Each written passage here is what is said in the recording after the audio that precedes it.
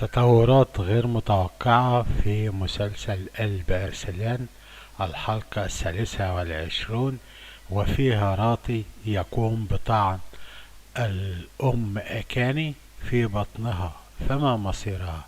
هل يتم علاج جرحها مثل جرح إيفان وجرح الجنرال قسطنطين دوكاس؟ وهل يتم كشف أكشا والباغوت كما تم كشف الحاكم كيكا في ميونس بعد توقيعه عقد التحالف؟ ومن سينقذ قلب أرسلان من السجن؟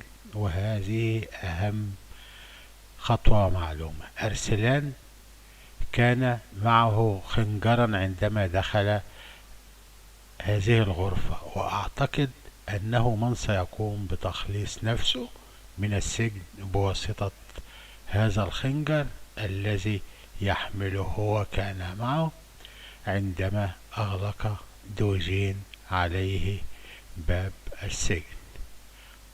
أما المحاربين الخارجين فهو أيضا من سينقذهم، ولا نعلم من سينقذ النساء في قبيلة السيد جخري من فخ راطي وأخيه إيفان. فإلى الحلقة إن شاء الله، السلام عليكم.